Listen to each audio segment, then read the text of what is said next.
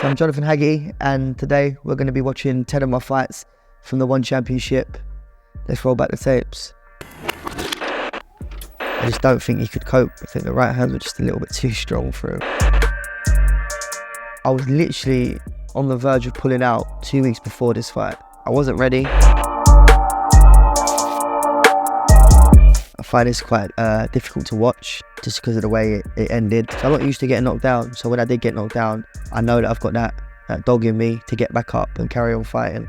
And I just knew from that moment that I was just built different, you know.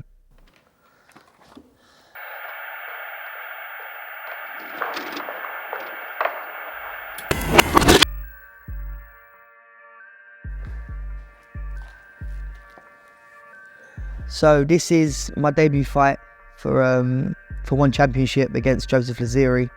This was there's a lot of pressure on this fight, you know, the debut, the UK guy coming in into Asia. Yeah, the journey to take over. Let's go bring back some memories this one. There was a lot of animosity behind it, you know. Backstage before the fight, we had a little bit of a beef, and I wouldn't say we didn't like each other. We just the egos were there, and we just wanted to take each other out. I was just getting into the fight, you know, for the first round, and he caught me with a few good shots, which I didn't expect. He bust my nose, which I couldn't breathe out my nose for this fight. So he gave me a great fight, and there's the iconic downward elbow. I think that elbow was the one that put me on the map.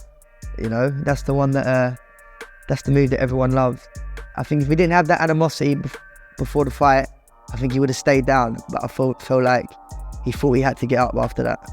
And I remember after landing that shot, you know, the social media went mad.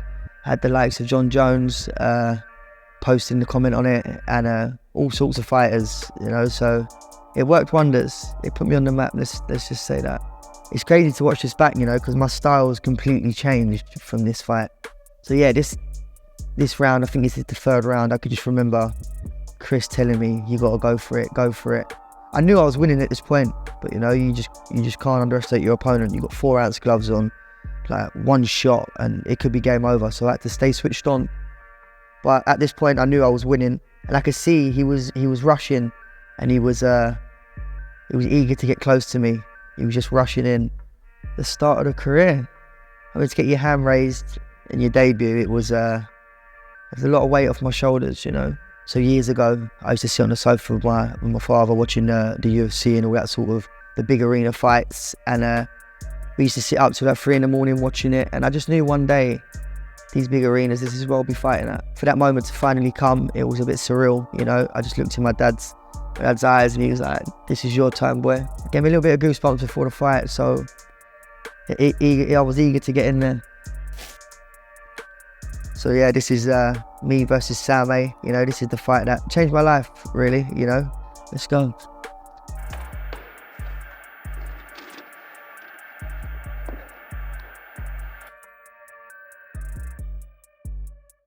There was a lot of build up to this fight. I remember sitting in the car, got the phone call from my trainer, Christian Knowles. He's gone to me, "They've offered you the world title fight against Sam A." And at first I was just like, "Nah, I don't believe it." I thought he was joking. And he was like, "No, yeah, seriously, you've got they've given you the opportunity to fight for the world title." Didn't know what to think. You know, there was a lot of emotions going through my body. You know, I was going up against someone that I've watched since a young age. The legend, hasn't been beaten in one. He's the champion. I sort of thought to myself, like, am I supposed to be here at this time in my career? Should I be fighting this sort of caliber? But you know, I've got the best coach in the world. I've got the best team behind me, and they all believed in me. It was very close to knocking him out. We got 2 knockdowns. I just remember he didn't have much power. All I remember was his speed. He had a lot of speed. He was quick. There was no power in his shots, but I could see why he used to catch people a lot. This fight, the game plan was to always move to the left. We knew he had a great left kick, the best left kick in the game. So our game plan was to keep moving away from his left kick, moving to the left, keeping his front leg, getting him off of rhythm. And I feel like after this fight, you know, it put UK on the map of Muay Thai. You know, I feel like they started signing a lot more UK fighters to the roster, and yeah, I just feel like I put UK on the map. I think this was the knockdown. Yeah, so I know round 1 and 2, I picked him apart, and he couldn't get near me. I think I was a lot longer than what he was, But he's sort of like a fighter that likes to gradually get stronger. And this is where it gets a bit bloody. Elbow war. I think he just turned into an all-out elbow war, this one. He knew he was down on the scorecards, so he was just trying to put the pressure on. So the mentality you need at this sort of level, especially in this sort of fight, you know, you need heart, grit, determination. You got to have no quit in you. You got to show your opponent that you're there to stay and you're not going anywhere.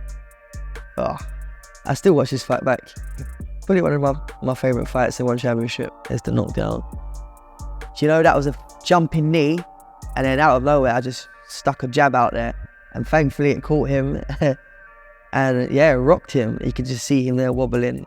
But in the 5th round, when I got that knockdown, I think we just all knew, like, if you just keep on your bike now, keep moving, you've won this fight, you've won the title. So that moment there, when the final bell went, it was a bit of relief. But I enjoyed that fight, as crazy as it sounds, you know. I didn't want that fight to end. This is the moment. See, that there gives me goosebumps. I was literally speechless. I didn't know what to do at that point. I just showed my props to him. I was literally like, I've done it. The announcer, Dom Lau, called my name, the winner. It was just like, my whole body went numb. I think it was after the fight in the hotel lobby or in the back room where it all hit me, and I was just like, I've actually done it. Like I had 10% chance winning that fight. I've actually got the championship belt, which was crazy. Me and my dad, we have a gym and we train a lot of the youth around the area. We bring them in, we train them, and we guide them on the right path. So winning this belt just gave them a little bit of more motivation to see where they can go, where their careers can really go. Yeah, this one was for South London. So yeah, this is the one. Jonathan Haggerty versus Rotang, number 1, Dawn of Heroes. This is where it all started. This is where the back and forths go. This is where the trilogy is going to happen soon.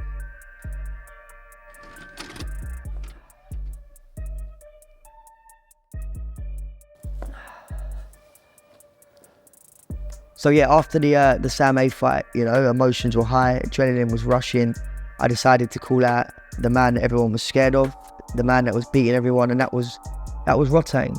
You know, and I tell myself going into this sport, if you want to be the best, you gotta beat the best. I called out Rotang. I wanted to see what all the fuss was about, and then here we go. This was a tough fight. Yeah, so we had a 5-round battle. I remember, so the first 2 rounds, I sort of picked him apart.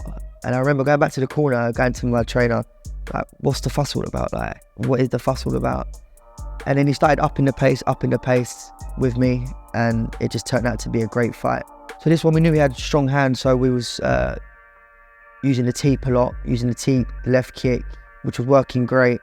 Yeah, he didn't like the teep. Then he started catching the teep. And now you can see him start to rush in the 3rd round. He started rushing. Maybe he felt like he was down on the scorecards. But I could definitely feel him putting the pressure on. But I was there matching him, you know. I was in his face, still there. I feel like I gave him the toughest fight that he's had so far. Yeah, he's just like forward. I think this is the round where he caught me when I was going back with I think it was a right hand that put me to the floor. And I think that's what won him this fight. You know, if he didn't get that knockdown, I think I would have got the nod. I still believe. There we go.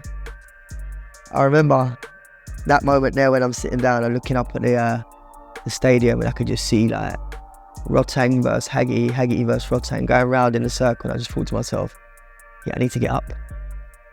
I just couldn't keep him away. I still think to this day that I still won on points. But it is what it is. Yeah, I feel like if I would have won this fight, there wouldn't have been a rematch, you know. I think the only reason why there was a rematch because it was so close, and a lot of people thought that I won. A lot of people thought that he won. But it was a great fight, you know. There's so much respect there for Rotang. Such a legend to the sport. He's growing the sport great. So we've got a funny relationship, me and Rotang. There's no hate there at all. You know, we see each other. We always give each other a cuddle and good luck before their fights. It's not like any other opponents that I've had before where there's real animosity. He's not like that. He's not built like that, and he's just a very respectful person. So I'm respectful back. You know, if respect's there, respect's there. So yeah, this is Haggerty Rotang number 2.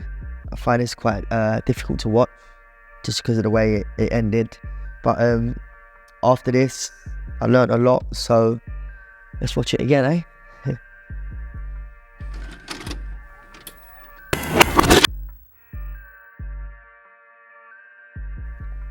Right. Be prepared to watch myself get obliterated. So yeah, this fight, it was, I was coming for revenge, you know, and I feel like his father was there ringside for the first time. He came out to oh, there we go. That's the first body shot. So before this fight, in the morning, my rehydration was terrible, you know. I was eating a chicken massamam in the morning of the fight, you know, which is so weird because I was so depleted and so hungry. I starved myself to get to this weight. I was just eating everything I could. I remember Dom Lau announcing me in the ring, and I actually like brought up sick in my mouth while I was in the ring. Here, so I kept it with a left hook here, boom, and it wobbled. And I see him wobble and I thought, oh, I got a chance here. I started changing my styles here, going into southpaw to orthodox to get a little bit more distance, and that's where I sort of found my rhythm at that style throughout the whole of One Championship now of my career. So I learned a lot from this fight, you know. I learned what sort of style suits me best. He actually came with mind games, you know. He knew I wear them shorts with bows, so he thought he'd come and match me and wear bows on his shorts. He tried to play a little bit of mind games there. I feel like I was doing quite well after that knockdown, you know, but then he caught me with a good shot. I was catching him as he was coming in with the knees. We had a game plan for this fight, and that was to catch him as he's coming in, but where he was bringing so much fire with his hands and putting the pressure on, I just went down. I just wanted to fight with him, really, which wasn't the best of idea. Game plan went out the window for this fight, and I just went to scrap with him, which wasn't a great idea. Oh no, here we go. So he caught me with a body shot. I think he gave me like 10 stitches in my ear. This wasn't a great weight class for me at all. This was at 61 kilo, you know, depleted, hungry, no strength, but there's no excuses. He come and put a demolition job on me. It only got stopped because I went down the maximum time. Like, you can only go down 3 times in a round, and that was the 3rd time I went down, so.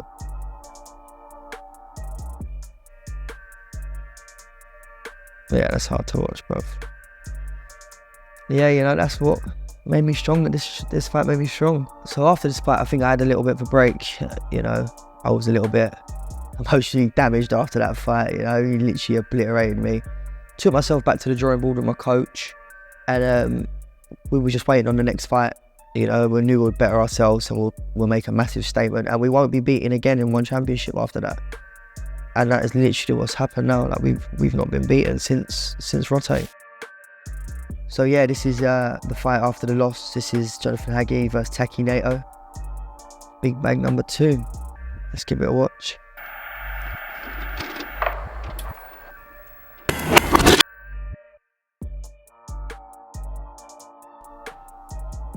This fight was in Singapore, and this was actually when COVID hit, and it was very difficult to train. Nobody was allowed in the stadiums. I wasn't even allowed to train with my coach. Not having a crowd, I'm not saying I enjoyed it, but what I enjoyed the most was when I was hitting my opponent and I could hear the slaps slapping off of him. When I was punching him, you could probably hear the full thud. If going through the stadiums, that was good. So I felt great for this fight. Good shots. That was the right. He didn't like the right hands. So you could just imagine coming off a loss. You know, you don't ever want to lose again. Training stepped up a gear, stepped up a level, and I think this fight just showed. I fought sort of like a kickboxer this fight. I felt my style, my technique. I just don't think he could cope. I think the right hands were just a little bit too strong for him. So what I'm seeing is a few fakes and catching my opponent with some great right hands, which was the game plan for this fight originally. You can see me changing my styles up, my stance, and I don't think he could cope with that. So this was probably one of my best performances. If you watch it closely, you can see my style is sort of like more bouncy instead of more like traditional style. I didn't actually throw any elbows in this fight, which was surprising. So I was just finding myself, really, what style worked for me. I think I was a little bit too dominant for him in this fight. I think he was intimidated as well. I wouldn't say easy, but that was a good win for me. So getting my hand raised here after the last 2 losses against Rotang was like a bit of a relief, you know. We're back on track now, and let's build on it, and let's let's keep this winning momentum going.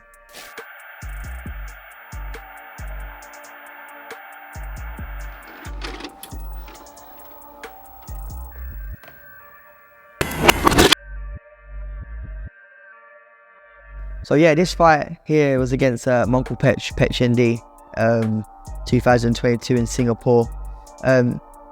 This fight reared me up, you know. In fight camp, I was reared up, I was fired up for this fight. You know, he talked a good game. In recent interviews, I'm not sure if it was him that was speaking like this or his coaches were telling him this is how he has to speak. But he was talking a lot of shit, you know.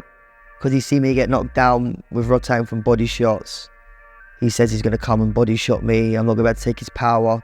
So it fueled me for this fight. And I was excited to get in there with him and just shut him up, really.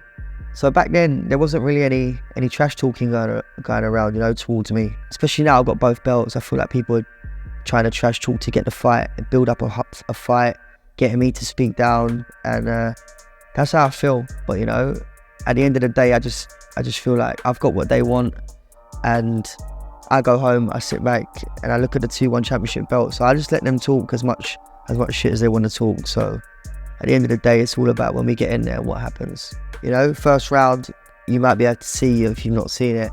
I came for blood straight away, first round. I just wanted to show him that I was there to fight, not going to be an easy opponent for him. I mean, I was pretty surprised myself how fast I started, if I'm honest. I knew he was going to be a slow starter because that's what sort of fighter he was. He was a traditional Thai boxer, and he starts slow and finishes fast. So I thought if I get him at the start when he's starting slow, I can capitalise on that. This was probably the best round that I've had in one championship, if I'm honest. Just the way that I just evaded his shots, you know, how fast I was, get hit, don't get hit back. The combinations I was putting together, I felt slick. My dad used to work on my hands as a young kid. You know, I used to do boxing sparring a lot. My dad used to take me to boxing coaches. I went down the Muay Thai route. So yeah, I'd say I've got pretty good hands for a Thai boxer, which I think is key now against the Thais. You know, that's how we're defeating the Thais now, by using the boxing. So if you've got good hands, you're gonna go well. You're gonna go far in one championship for sure. I think I remember cutting him here. It was in the second round, spinning elbows. Yeah, I cut him with a great elbow this fight. He was slowly creeping in with them body shots. You could see me deteriorating because my energy levels were going down due to the weight cut. I'm thankful I put on such a great performance this one, because this was when they started to introduce $50,000 bonuses for performances. So I'm happy I put on a great performance for this one. I think when there was like a minute, 30 seconds left of the last round, you could just see him, like, he just knew he lost. You could see his whole demeanour here, like he's lost. I was glad to hear the final bell, I can't lie, for this one. I put so much in the first and second round. I was knackered. I didn't know this was going to be my last fight at flyweight, you know. I was actually scheduled to fight twice after this, but I ended up in hospital for them next 2 fights. So I wasn't able to fight at flyweight again. So the last time I ended up in hospital, I sat down with my coach, Chris. We was meant to get on the aeroplane like 2 days before the fight. And I just said, listen, I'm not going to be able to get on this plane. I'm not going to be able to make the weight. End up in hospital. So we sat down and we said, it's rather I go to MMA, bantamweight, or Muay Thai, bantamweight. And the decision was to go to bantamweight Muay Thai. So yeah, this was my bantamweight debut in one championship against Vladimir Kuzmin. This was a very close fight. You know, in my opinion, it was the closest fight I've had. So after this fight, there was a lot of doubts. Should I stay at bantamweight? Is it bantamweight for me? So it was up to me to prove them wrong. Let's go.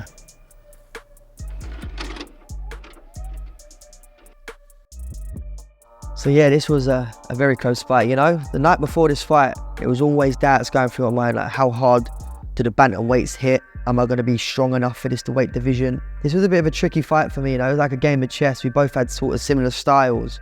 When I went in, he went out, and then when he came in to strike, I went out. So it was a bit difficult, this fight. He was strong, you know. When he was punching, I felt the difference between flyweight and bantamweight. So I remember when the bell went, as soon as we touched gloves, he caught me with a head kick, and it made my eyes swell up. I thought, oh, wow, now we're in the big boy division. So training, there was more strength and conditioning added. So as soon as I went up to bantamweight, I got a new strength conditioning coach, started working more on power, explosiveness. I was eating a lot more. I was a lot happier in camp. I actually missed weight for this fight, bantamweight, because I got all the judgments wrong for the weight, the hydration up to bantamweight. I didn't know how much water my body could hold. So it was all new to me and my coach. So we actually missed weight for this one. And we told ourselves again, we will never miss weight again. So after this fight, we've never missed weight again. It was a dangerous opponent, going into this fight. He recently fought someone from the UK, actually from Scotland, Chris Shaw, Muay Thai, who's like ranked number 4 now, and he beat him. We knew he wasn't a pushover, so we came well prepared. So this fight was basically like a kickboxing fight again, more bouncing, not really a lot of Thai boxing going on here. But I just had to get in there and adapt to his style. Yeah, I think if I would have changed anything in this fight, I would have clinched him a lot more, got hold of him, used the elbows a lot more, because I feel like me bouncing around was the style that he wanted. Stylistically, it was a bad fight to watch. It was a bad fight for me. Stylistic wise, we both were similar. It was clashing. The way he was moving back and forth, it was a little bit difficult and a little bit tricky. Actually, didn't know how this was going to go. So when they did raise my hand, I was relieved. First bantamweight fight, and you could just see from my expressions, I was buzzing. So then I thought to myself, yeah, on to the next bantamweight. Let's build up now. So yeah, this is probably the most memorable fight that I've had. Jonathan Haggerty versus Nongo, one fight night line. This fight was difficult. When they threw the fight to me, told me you're going to fight for the Muay Thai bantamweight world title, I was buzzing, and I was a little bit nervous for this one, because Nongo was beating everyone. 10 fights undefeated, knocked everybody out. Used to watch him as a young kid. Probably the best fighter in the world at that time. Except in that fight, I was confident that we could beat him. I don't go into any fight not confident that I could win. Every fight that I go in, I know I could win.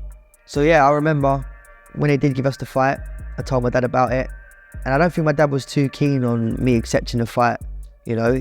His exact words were, he's a bigger version of Rotang. But then my comeback was, I'm a bigger version, a stronger version of Jonathan Haggerty. That was my point. So we went ahead, took the fight. Like I say, take risks and prosper. When it got announced, a lot of people had no belief in me. But that don't matter. As long as me and my coaches have got belief and we're confident, that's all that matters.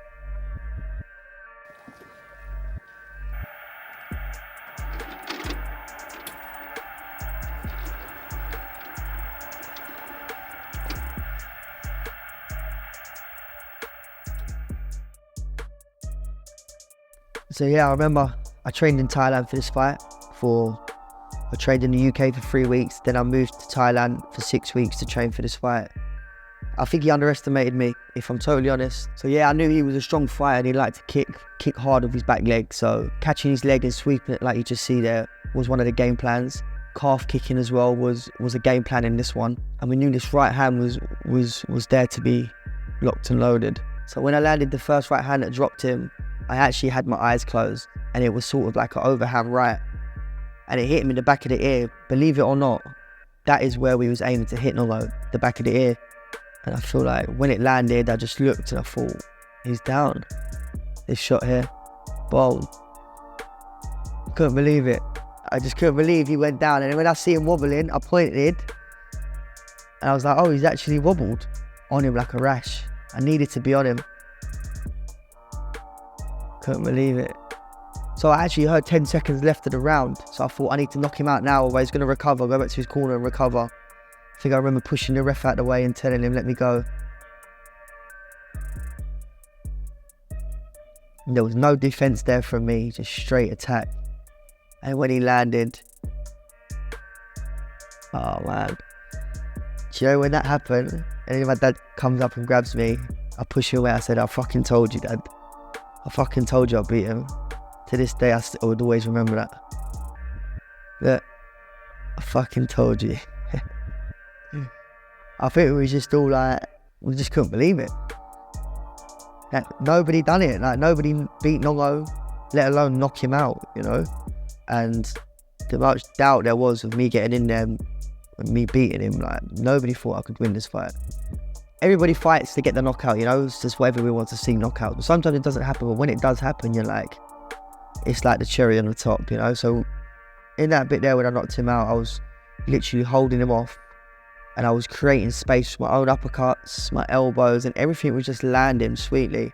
So when he went down, it wasn't nice to see, like I said, but at the same time, it was a bit bittersweet. It was like, yes, it's done, and the new.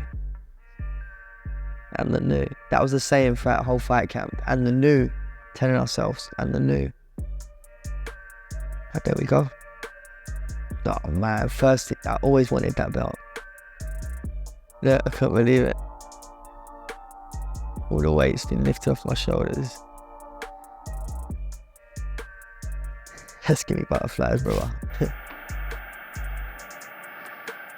So yeah, this was my my kickboxing debut at bantamweight, Haggerty versus Andrade. This was a fun one.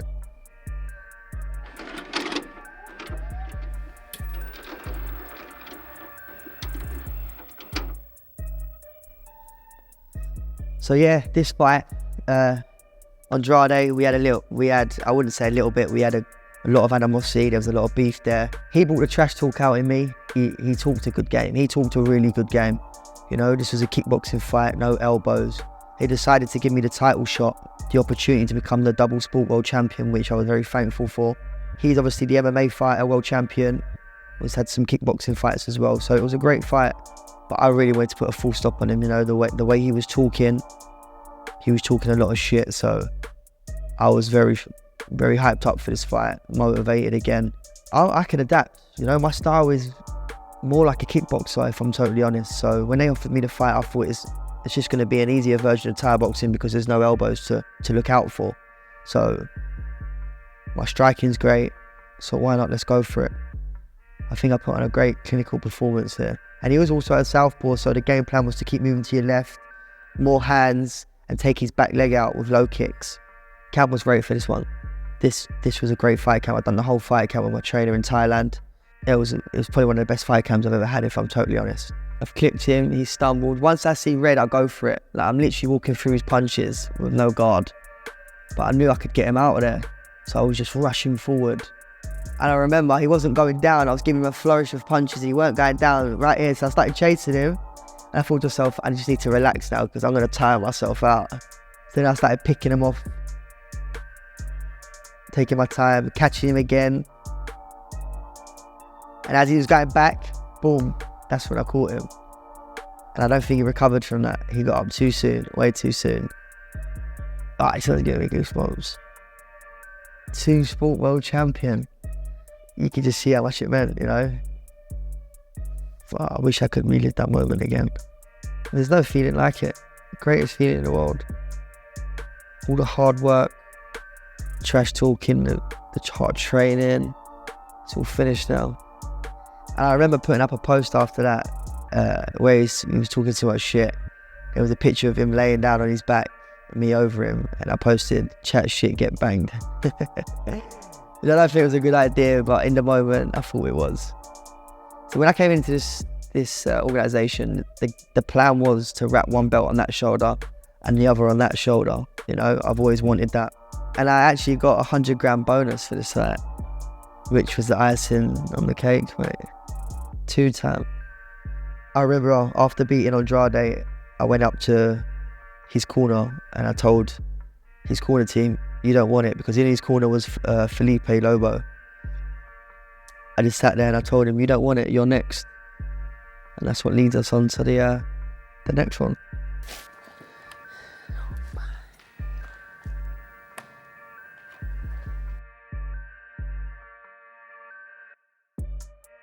I'll let you guys know, this was probably the worst camp I've had. I had a bad hand, couldn't punch for 3 weeks. My feet were like severely burnt at the bottom. Couldn't run, couldn't really lose any weight. I was literally on the verge of pulling out 2 weeks before this fight. I wasn't ready at all. No excuses, but yeah, I wasn't ready. But as a fighter, it was up to me to go and defend my belt. So the night before the fight, I actually got a knock on the door from my coach and my dad. telling me that my uncle passed away. It was a little bit hard, but I knew once the emotions were gone to get on with this fight, and this fight would be for him, you know, make him proud. So that's what I went there and done. There was a lot of shit talking going on, and he was strong, you know. The first round, I didn't actually believe that he had what he had in the locker, what he was saying, but he obviously did. He trained his heart out, and he was bringing the fire, you know. I remember him catching me in the top of the head, and I remember seeing, you know, the planets and like the things that go around them. I remember seeing that. I was like, whoa. So then I was covering my head, covering my body because he was going for my body, and he was just hitting me all around the place. I thought, let me just take a seat here. Yeah, he's actually come to knock me out. So I thought to myself, nah, I needed that. You know, I needed him to put that pressure on me to get me out of second gear. Otherwise I would have been stuck in third gear. So when he brought that out of me, you can see now in the second round, like, I was just like, let's go for it.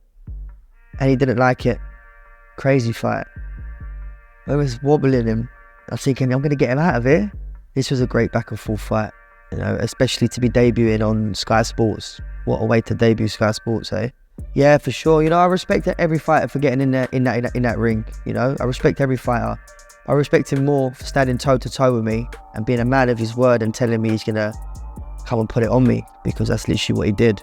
But then he got caught. So, you know, when I dropped him that first time, I thought, yeah. So he dropped me in the first round. I thought he's up on the scorecards. So then when I dropped him in the second round, I thought, yeah, 1-1. 1-1. So now we're equal. So now we're gonna keep pushing the pace now. So back and forth, it was a great fight. This is the most damage I've ever had to my face. That right hand came out of nowhere, you know. I just thought, I'm gonna land this. And it just landed great. I think it was on the back of the ear again. I think that's just a great shot, back of the ear. I was just relieved to win that one, you know, to get back up. You know, they don't say you're only a champion when you defend your belt. And I learned a lot about myself in this fight, you know. So I'm not used to getting knocked down. So when I did get knocked down, I know that I've got that dog in me to get back up and carry on fighting. And I just knew from that moment that I was just built different, you know. Get back up. Definitely respect there for Lobo. Gave me a great fight. You know, you always need a dancing partner in there. So respect. This one meant a lot to me. This one was for my uncle.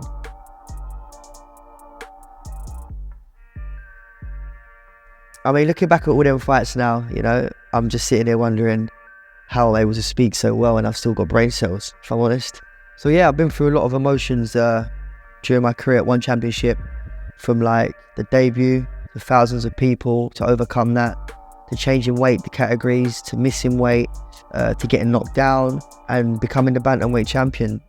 Not only the Muay Thai, but the kickboxing as well, you know. It's character building. It's made me who I am today. And I wouldn't change it for the world, not even the losses, you know, because like I said, the losses I've learnt more from than most wins. So it's normal to lose sometimes. It just matters how big you come back.